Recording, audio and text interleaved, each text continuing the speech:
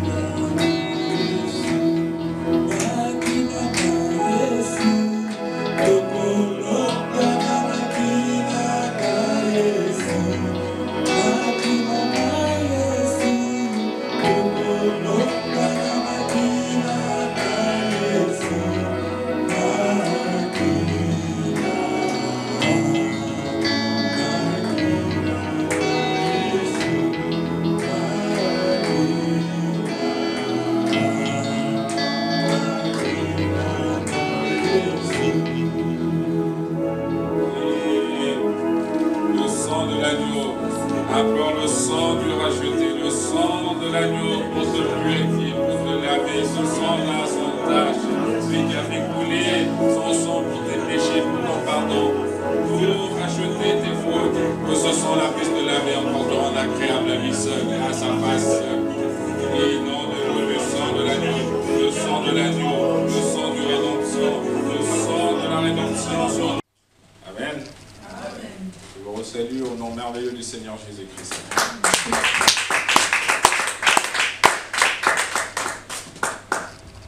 Oui, que Dieu sache vous bénir encore, sache encore vous voir, entendre vos prières. Vous qui prenez le temps d'être là, présent, vous qui avez répondu à son invitation, que Dieu vous voit et vous entend.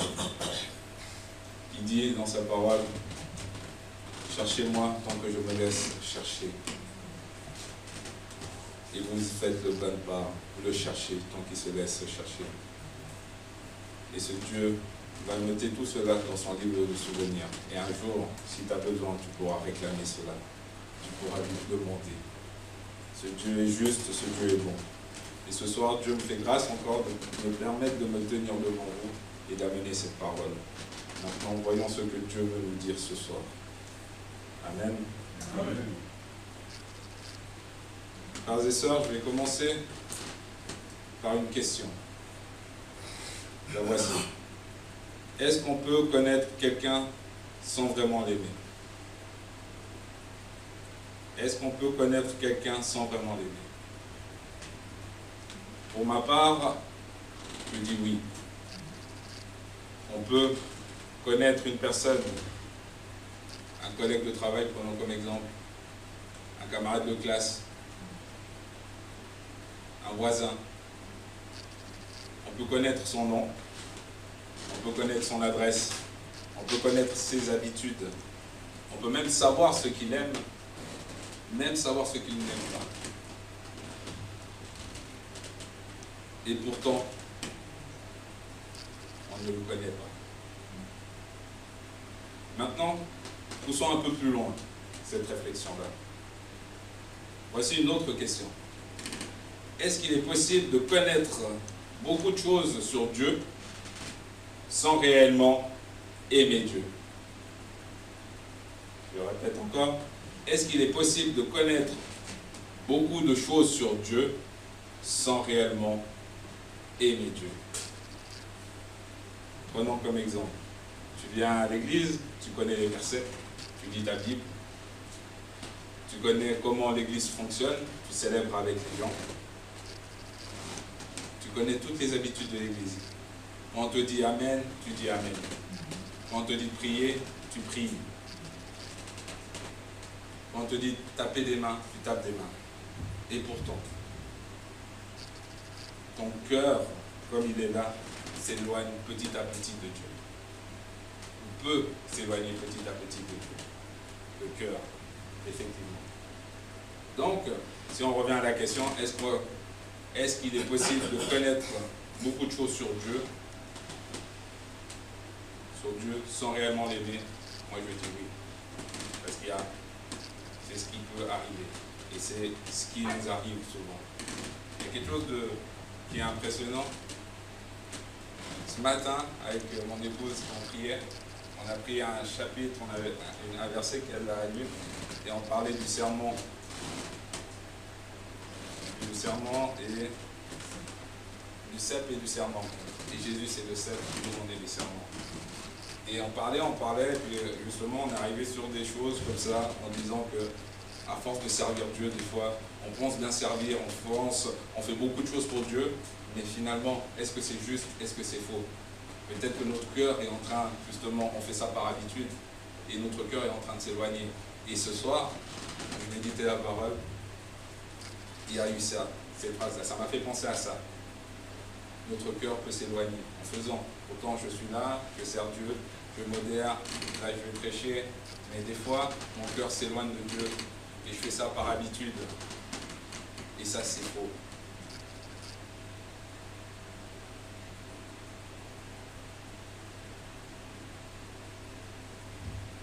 Mais ce qu'on peut demander maintenant à Dieu, des fois, en priant, on peut demander « Apprends-moi à prêcher ». Apprends-moi à servir. Apprends-moi à te prier. On peut demander ça souvent. Mais ce soir, qu'est-ce qu'on va demander à Dieu? Le Seigneur, il veut quoi? C'est Seigneur, apprends-moi à t'aimer. Seigneur, apprends-moi à t'aimer. Voilà le thème que Dieu m'a mis à cœur de partager avec vous ce soir.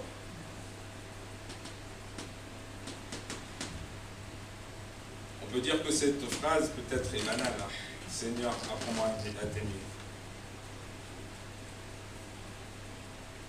Mais au fond, non.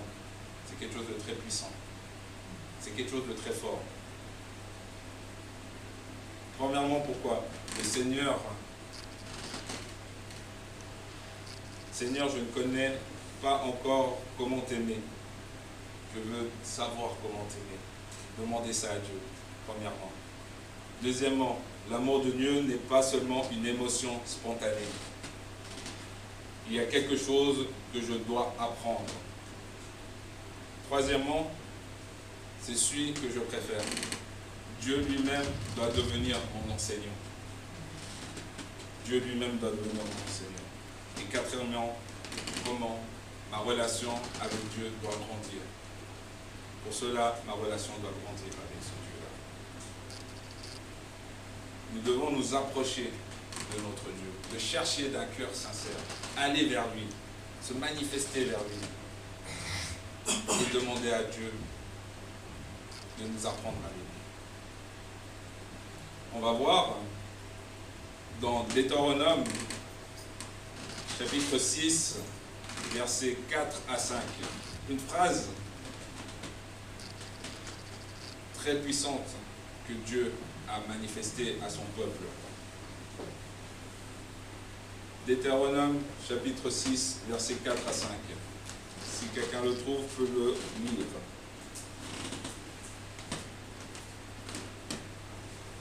Je dis au nom de Jésus-Christ, Deutéronome 6, 4 à 5. Écoute Israël, l'Éternel notre Dieu est le seul éternel. Tu aimeras l'Éternel ton Dieu de tout ton cœur, de toute ton âme et de toute ta force. Les commandements que je te donne aujourd'hui seront dans ton cœur. Amen. Amen. Ça, c'est le verset verset 6, le dernier. Effectivement. Avant que Dieu dise tu aimeras, qu'est-ce qu'il dit? Il dit écoute Jonathan. Il dit écoute Élisabeth. Et après il commence l'Éternel notre Dieu est le seul éternel. Il dit ça avant de l'aimer. Qu'est-ce qu'on doit faire avant d'aimer Dieu? Il faut d'abord écouter Dieu. C'est ça la clé. Écoutons Dieu. On est souvent trop pressés. Dans nos vies de tous les jours, on court à gauche, on court à droite. Mais on ne prend jamais assez de temps d'écouter. D'écouter la personne qui va te dire les consignes. Parce que peut-être tu le sais déjà, tu te dis c'est bon, je pars. Surtout nous les enfants, à nos parents, quand nos parents nous parlent, on dit oui on sait, on part directement. Or que c'est pas ce qui arrive. Ils ont de l'expérience, ils connaissent, ils ont vécu avant nous. Écoutez, ça c'est la première des choses. Beaucoup de choses. À l'école, tu écoutes, tu vas faire des bonnes notes. Vous êtes d'accord? C'est pareil avec Dieu. C'est pareil. Dans ton travail, quand tu as appris ton CFC, ton métier, tu as d'abord écouté, tu as étudié, mais tu écoutes ce que le prof dit, il t'enseigne et tu mets en pratique. Avec Dieu, c'est pareil. Comme il l'a dit dans sa parole, là, écoute Israël avant tout. Et après, il dit, tu aimeras l'Éternel, ton Dieu, de tout ton cœur, de toute ton âme et de toute ta force. Et ce soir, Dieu te dit pareil. Tu écoutes d'abord et après, tu appliques son amour comme il le recommande.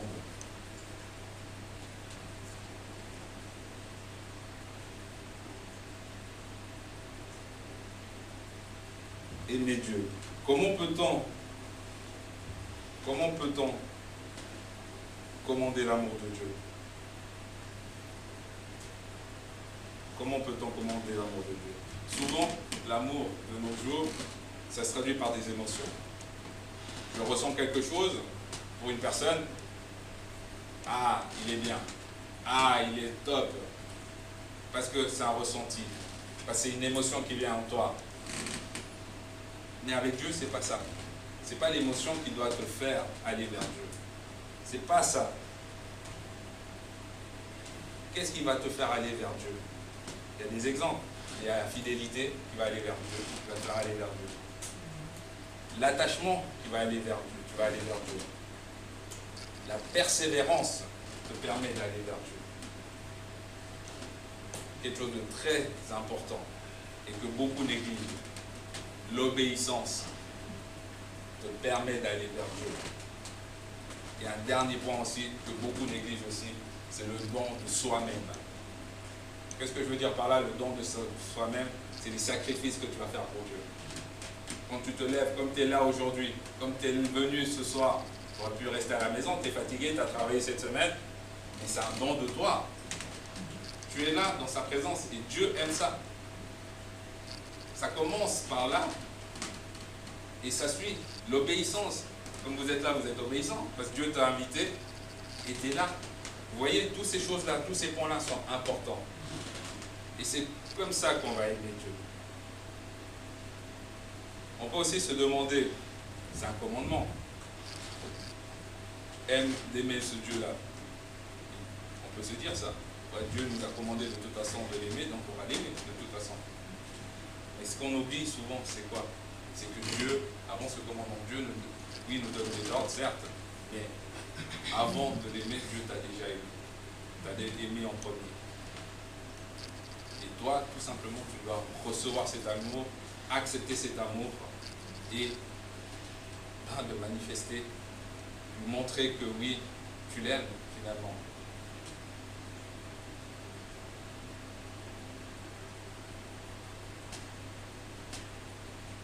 Apprendre à aimer, comme je viens de le dire, apprendre à aimer celui qui nous a aimé le premier. Effectivement, Dieu nous a aimé le premier. On peut voir cela dans 1 Jean 4, 19. 1 Jean 4, 19. La parole dit ceci, je vais lire au nom de Jésus-Christ. Pour nous, nous l'aimons, parce qu'il nous a aimés le premier. Voilà le cœur de l'évangile. Nous l'aimons parce qu'il nous a aimés le premier.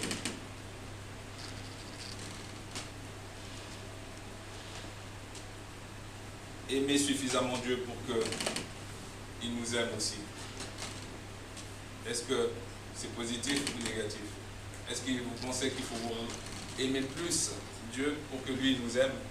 Par ce biais-là, quand vous lisez, quand vous entendez ce chapitre-là, ce verset-là, je pense que non.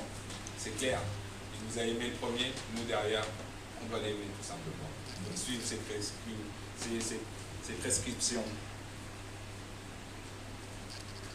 Dieu t'a aimé le premier, maintenant à toi d'apprendre à rendre cet amour autour de toi. À rendre cet amour dans ton église. À rendre cet amour dans ta maison. À rendre cet amour à tes frères et sœurs. Dans ton noyau nucléaire, mais aussi à l'extérieur. Tes frères et sœurs en Christ. Apprendre à rendre cet amour. Parce que Dieu donne gratuitement. Dieu te demande que toi tu l'aimes. Tu respectes ses choix. Que tu aimes. Il te donne gratuitement. Alors donne gratuitement de cet amour. Autour de toi. Essaye. Pas mais essaye plutôt d'être un exemple. De manifester cet amour autour de toi. De tes proches, ça peut changer une vie, ça peut changer la vie d'un de tes collègues, ça peut changer la vie d'un membre de ta famille, ça peut faire la différence. Il peut te voir parce que tu donnes de toi, tu donnes de l'amour autour de toi et tu ne demandes rien en retour. Il voit, mais il a bien changé, Vianney. Vianney vraiment ces derniers temps, oui, il donne beaucoup de sa personne et il ne demande jamais rien. Or qu'avant, on lui disait quelque chose, et boum, ou Jonathan, on lui demandait, et on va faire les courses avec la voiture, il disait toujours non. Mais ces derniers temps, dès qu'on lui demande, Jonathan dit oui. Donnez de ton amour, donnez cet amour que Dieu t'a donné, donne-le en retour, change la donne, montre que oui, il y a quelque chose qui est en train de semer, grandir en toi. Et c'est quelque chose, c'est l'amour de Dieu qui se manifeste en toi. Amen.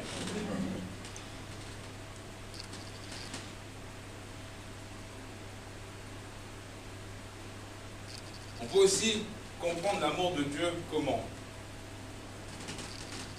L'amour de Dieu, on peut aussi le comprendre par ce qu'il a fait pour toi. Quand je dis qu'est-ce qu'il a fait pour toi? Il a donné son Fils unique pour toi. Regarde l'œuvre de la croix. Regarde Jésus. Regarde Jésus à Gethsémane. L'humiliation qu'il a subie.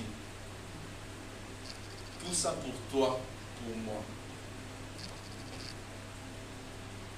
Regarde le sang qu'il a coulé pour toi et moi. Cet amour. Ce qu'il a fait pour toi. Comme ça aussi, on voit comment Dieu nous a aimés. Comment Dieu nous aime. La parole dit ceci dans Romains 5:8. Je lis au nom de Jésus-Christ. Mais Dieu prouve son amour envers nous en ce que, lorsque nous étions encore des pécheurs, Christ est mort pour nous. Amen. C'est ce que je viens de dire, l'œuvre de la croix. Il a donné son Fils unique. On était des pécheurs, Dieu a permis que nous soyons sauvés, que nous puissions être aujourd'hui appelés enfants de Dieu et hériter un jour, si nous nous comportons bien, du royaume des cieux.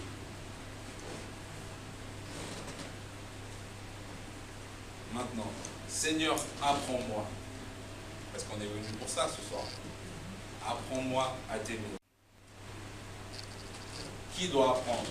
Comme je l'ai dit avant, c'est Dieu qui doit t'apprendre. Comment Dieu va t'apprendre à l'aimer? Comment Dieu va t'apprendre à l'aimer? Il y a deux manières. Par les écrits, par la parole de Dieu. Tu es attentif à ça, tu écoutes et tu mets en pratique. Et deuxième point, avec l'Esprit de Dieu. C'est pour ça, comme on a dit au début, écoute d'abord. Sois attentif, parce qu'on est trop pressé. Je reviens à ce chapitre-là. On est trop pressé. Écoutons d'abord avant d'aimer. On écoute le Saint-Esprit, on écoute la parole de Dieu. On vient les dimanches, on vient les vendredis, on est enseigné. Écoute ce que Dieu te dit ce soir. Ce qu'il a mis dans le cœur du serviteur pour parler. Parce qu'il parle à travers les serviteurs. Il parle aussi à travers d'autres personnes de l'Assemblée. Mais écoute, s'il y a une parole qui est pour toi, prends-la. Va chez toi, dans un lieu secret, et tu la médites. Et tu demandes à Dieu de te révéler ça. Tu demandes à Dieu de te faire comprendre ça. Si c'est une parole qui t'a touché. Pour voir si vraiment ça vient de Dieu ou pas. Ou si ce message est attribué à toi, dans ton lieu secret.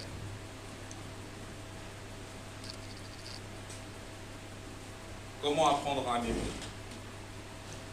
Alors, comment? Par la parole, par le Saint-Esprit. Par la contemplation de Jésus-Christ. Ça veut dire quoi? Par l'obéissance. Par les circonstances que Jésus a fait pour toi. Par ta relation avec ce Dieu-là. Avec Jésus. Ta relation. Ça, c'est quelque chose de très important. Ta relation. Beaucoup oublient cette relation avec Dieu. Même moi le premier, hein, faut pas croire. Hein. Moi le premier. On est souvent tellement pris par nos vies de tous les jours, par cette charge mentale qu'on a tous les jours, que souvent on met Dieu en deuxième position. Et là est notre erreur. Là est notre erreur. Ce soir, Dieu me rappelle aussi comment je dois apprendre à l'aimer. Qu'est-ce que je dois faire?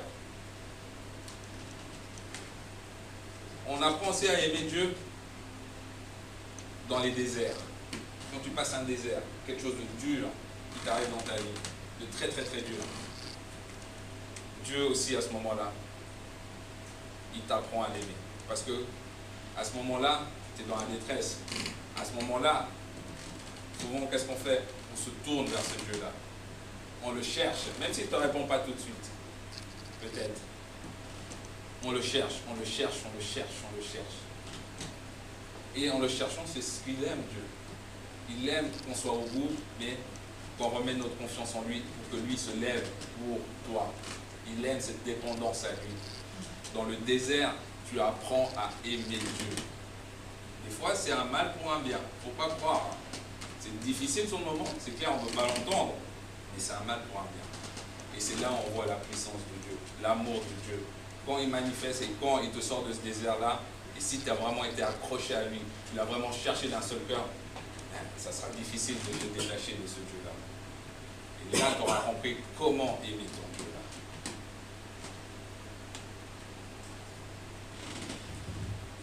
Maintenant, qu'est-ce qu'il ne faut pas faire? On pense souvent aimer Dieu. C'est facile de l'aimer. Et ça, c'est l'erreur que beaucoup font. On aime Dieu parce qu'on demande à Dieu, oh Seigneur, j'ai besoin de travail. Oh Seigneur, j'ai besoin d'un mariage. Oh Seigneur, j'ai besoin d'enfants. Dieu t'exauce. Donc là, tu dis, ah, ce Dieu-là, il est gentil, il est bon. Hein. Ah, il m'a béni, j'ai une femme. Quelques mois plus tard, ah, il est encore béni, j'ai eu des enfants. Ah, c'est beau tout ça. Et là, tu commences à croire que c'est comme ça qu'on aime Dieu. Mais maintenant, si Dieu il fait, tu demandes à Dieu et Dieu il dit, attends un peu mon fils. Attends un peu. Il ne te répond pas. Il fait, ah, j'ai rien entendu. Est-ce que tu vas encore commencer à aimer Dieu? Est-ce que tu vas dire, ah, tu as reçu 2 bénédictions à suivre, là tu cherches un 3e bénédiction, il n'entend pas, il ne te répond pas tout de suite. Là, qu'est-ce qui va se passer? Il va se passer que tu vas commencer à murmurer, non pas murmurer, mais tu vas commencer à t'éloigner de Dieu, petit à petit. Ah, mais il ne me répond pas, alors bah, tu vas moins prier. Ah, il ne me répond pas, bah, tu vas privilégier les choses de ce monde. Ah, il ne me répond pas, je ne vais pas aller le dimanche à l'église. Et petit à petit, Dieu était là, il était au niveau du vase avec toi, et petit à petit, bah, tu te retrouves là, contre le mur, et lui il est là. Et même si ça se trouve, il est au fond là-bas, et toi tu es ici. Et c'est ça qui nous arrive. Donc aimons pas Dieu par des bénédictions. Ne cherchons pas, c'est pas ça aimer Dieu. C'est vraiment pas ça aimer Dieu. Sachez-le, c'est pas les bénédictions qu'il te donne, c'est pour ça qu'il faut l'aimer. Non. Il faut l'aimer parce qu'il t'a aimé le premier. Et continuer dans ce sens-là. C'est comme j'ai dit, le danger, c'est ce que je viens de dire. Le danger des bénédictions, de trop de bénédictions, c'est ça. C'est qu'on s'écarte de Dieu.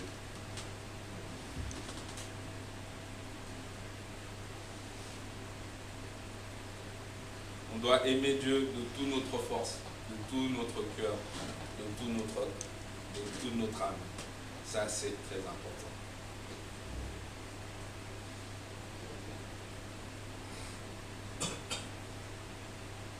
L'obéissance.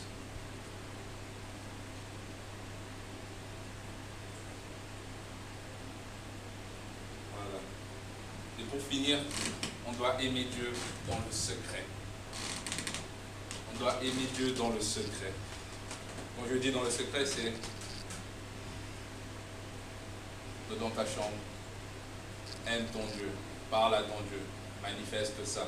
C'est pas devant les hommes, devant là, parce qu'il y a le dimanche là, c'est là où tu montres que oui, tu connais beaucoup, que tu sais, et tu montres que oui, et tu montres aux hommes que tu connais mieux que tout le monde, et tu dis, ah ouais, là, Dieu doit m'aimer, là, je montre que j'aime Dieu, mon propre agent. Non, c'est pas là.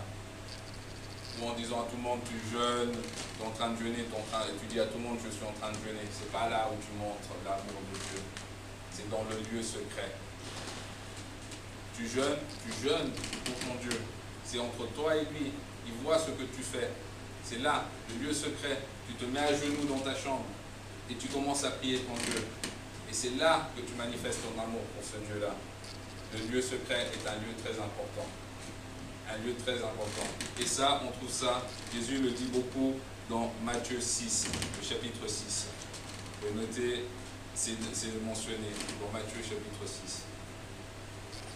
Le lieu secret.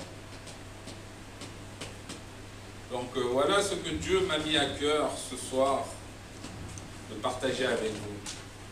Il y a encore beaucoup à dire, énormément à dire, mais je vais m'arrêter là. Apprendre à aimer ce Dieu-là, demander à Dieu, Seigneur, apprends-moi à t'aimer. Voilà quelques pistes pour demander à Dieu de l'apprendre à t'aimer.